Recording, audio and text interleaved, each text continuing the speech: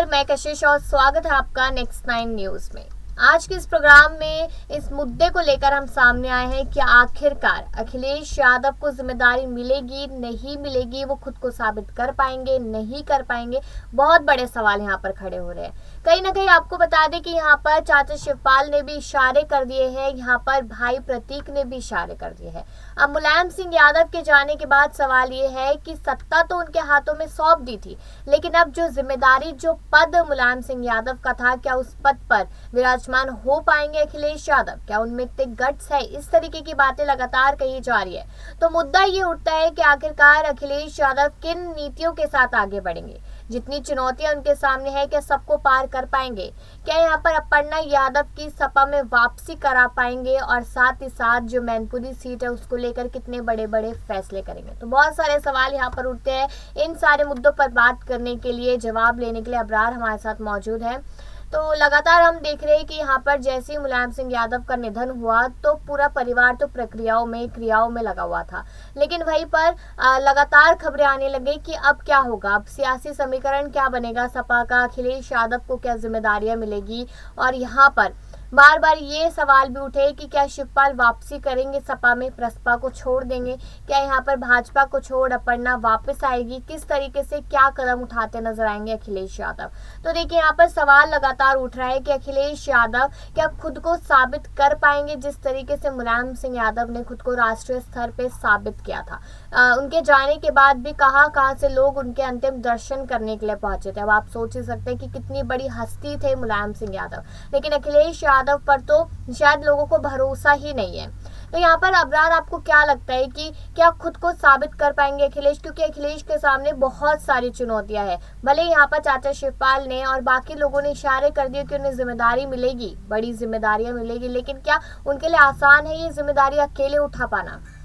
देखिए, अखिलेश यादव ने जिस तरीके से मुलायम सिंह यादव के ज़माने से ही पार्टी को बेहतर ढंग से चलाने का प्रयास किया, उसमें कई ज़्यादा हद तक वो कामयाब भी रहे और साथ ही वो मुख्यमंत्री की कार्यकाल को भी पूरा किया। तो ये तमाम चीज़ें उनके लिए अनुभव के रूप में काफ़ी ज़्यादा अहमियत रखती है और साथ ही पिता के निधन के बाद अब कहीं ना कहीं वो तमाम चीज़ें उनके लिए फ़ायदेमंद साबित होगी, पार्टी को बनाए रखने के लिए भी और साथ ही उन तमाम जो नाराज़ नेता है उनको मनाने के लिए, क्योंकि लगातार कई वर्षों तक उन्होंने समाजवादी पार्टी को अकेले ही चलाया। भले ही एक आशीर्वाद के तौर पर मुलायम सिंह यादव लगातार उनके साथ बने हुए थे, लेकिन इस बीच पिता के निधन के बाद जाहिर सी बात है कि परिवार में जो अंतरकलह चल रही है और साथ ही पार्टी के भीतर अब जो नेता अपने अपने धाक को जमाने की कोशिश करेंगे और कहीं ना कहीं अपनी बात मनवाने की कोशिश करेंगे, उससे कहीं ज़्यादा उनके लिए जो मुश्किलें हैं वो परिवार के भीतर है, क्योंकि परिवार में कई ऐसे चेहरे हैं जो बड़े बड़े पदों को लेकर के अपनी दावेदारी रख रहे हैं। तो ऐसे में किन चेहरों को वो बड़ा पद दे पाएंगे, किन को नहीं दे पाएंगे, ये कहीं ना कहीं उनके लिए बड़ी मुश्किलें खड़ी कर सकता है। क्योंकि शिवपाल यादव ने जिस तरीके से पार्टी में रहते हुए ही अखिलेश यादव की मुखालिफत की थी कई बार, बल्कि उस समय आप कह लीजिए कि जिस तरीके से अखिलेश यादव ने एक पत्र जारी किया, उस पत्र के विरोध में ही वो बोलना शुरू कर दिए थे। तो उस समय मुलायम सिंह यादव इन तमाम मामलों को एक तरीके से सलेटते नजर आते थे, लेकिन अब स्थिति बिल्कुल अलग है और विपरीत दिशा में, क्योंकि अब शिवपाल यादव अगर किसी तरीके का कोई बयान देते हैं तो जाहिर सी बात है कि प्रतिक्रिया अखिलेश यादव के द्वारा आएगी और फिर कहीं ना कहीं तकरार जो है वो बढ़ती चली जाएगी। और अब उस तकरार के बीच में संतुलन बनाने वाला कोई व्यक्ति नहीं है, क्योंकि अब आजम खान भी लगातार बीमार चल रहे हैं और पार्टी से उनकी दूरी बनी हुई है, अब कहीं भी वो सक्रिय नजर नहीं आते हैं। तो अखिलेश यादव को बड़ी संजीदगी के साथ पार्टी को और परिवार को आगे ले जाने के लिए काम करना पड़ेगा और साथ ही पार्टी में जो तमाम नेता हैं उनको एक साथ बनाए रखने के लिए भी काफ़ी ज़्यादा जद्दोजहद करनी पड़ेगी। अब आप यहाँ पर ये देखिए कि मायावती को लेकर भी काफी सारी खबरें सामने आई थी कि सबसे पहले तो मायावती जब नहीं पहुंची थी अंतिम संस्कार में मुलायम सिंह यादव के, तो बहुत ज्यादा वो सुर्खियों में रही और बहुत उन पर सवाल भी उठा। ऐसा कहा गया कि शायद गेस्ट हाउस कांड जो हुआ था वो अभी भी कहीं ना कहीं जहन में बसा हुआ है मायावती के, इसलिए वो इस अंतिम दर्शन करने नहीं आई यहाँ पर मुलायम सिंह यादव के। उसके बाद यहाँ पर बहुत सारी खबरें आती कि कॉल आया अखिलेश के पास, मुलाकात हुई, ना जाने कितनी सारी ऐसे कयास प्रयास लगाए गए। लेकिन अब यहाँ पर कहा जा रहा है कि जिस तरीके से एक दिग्गज नेता ने यहाँ पर सपा से इस्तीफा दिया है, जो मुस्लिम वर्ग से आते हैं, कहीं ना कहीं वो फायदा कराएंगे मायावती का, क्योंकि वो बसपा में गए हैं। तो यहाँ पर कहा जा रहा है कि जो अब आने वाले चुनाव है उसमें कहीं ना कहीं जो गढ़ माने जाते हैं यहाँ पर अखिलेश यादव के, उस गढ़ में सेंधमारी करती नजर आ सकते हैं यहाँ पर मायावती। यानी कि मायावती अब मुंह तोड़ जवाब देने को पूरी तरीके से तैयार हो चुके हैं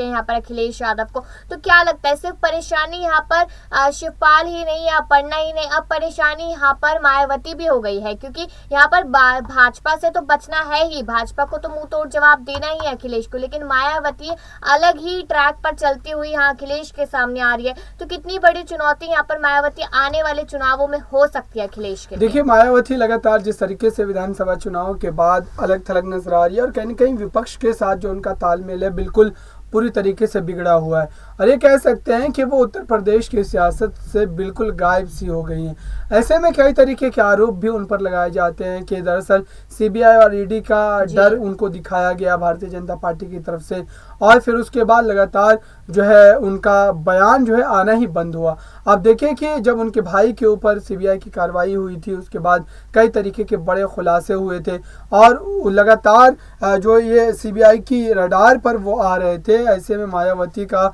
ये डर और ये चुप रहना इस बात की ओर इशारा कर रहा है कि दरअसल कुछ न कुछ दाल में काला है, क्योंकि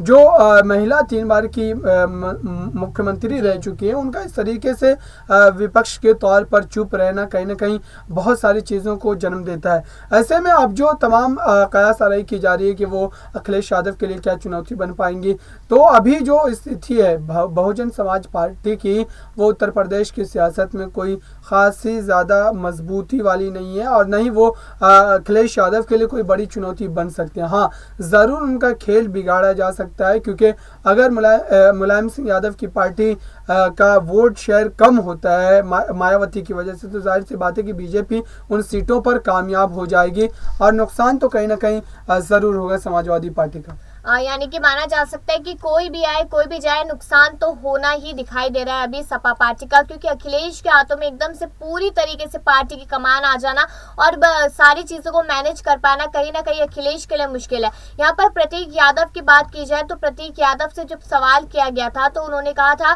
कि मैं तो कभी राजनीति में आता ही नहीं और मैं चाहता हूँ, यानी कि मैं कहता हूँ कि सारी जिम्मेदारी जो भैया को ही सौंपी गई है शुरुआत से, तो अभी भी भैया ही संभाले आने वाली जिम्मेदारियां, ये करते नजर आए थे वो, क्योंकि बार बार सवाल किए जा रहे कि क्या सियासत में बंटवारे हो सकते हैं, क्या ये समीकरण देखने को मिल सकता है। तो क्या लगता है अब्रार यहाँ पर कि प्रतीक यादव तो नहीं करेंगे ऐसा, क्योंकि उनको राजनीति में तो कोई इंटरेस्ट ही नहीं है, लेकिन उनकी पत्नी अपर्णा यादव को तो इंटरेस्ट है। तो क्या लगता है कि यहाँ पर अगर कोई ना कोई बड़ी जिम्मेदारी अखिलेश उनको देते हैं, अपर्णा को नाम लेकर कह देते कि अपर्णा छोटी बहू को ये जिम्मेदारी मिलेगी, तो क्या वो भाजपा जैसी पार्टी को छोड़ के सपा की तरफ रुख करेगी और क्या भाजपा उन पर दोबारा विश्वास कर पाएगी? फिर देखिए, अपर्णा यादव ने बहुत सोच समझ करके समाजवादी पार्टी को छोड़ने का फैसला किया था, तो ऐसे में अब फिर से एक बार उन पर भरोसा जता पाना अखिलेश यादव के लिए काफ़ी मुश्किल होगा। और साथ ही जहाँ तक पदों की जिम्मेदारियों की बात है, तो फिलहाल अखिलेश यादव इस स्थिति में कहीं भी किसी भी चेहरे पर अगर भरोसा करने की बात आएगी तो बहुत सोच समझ करके करेंगे, और अपर्णा यादव पर तो ज़्यादा ही, क्योंकि अपर्णा यादव ने इस तरीके का कदम उठाया है और परिवार के लिए ये बहुत ही झटकेबंद साबित हुआ था उस समय मुलायम सिंह यादव के लिए भी। तो देखने वाली बात होगी कि अखिलेश यादव का अपर्णा यादव को लेकर के क्या बड़ा कदम होता है, क्योंकि अभी तक कोई इस तरीके की बयानबाजी अखिलेश यादव के द्वारा नहीं की गई।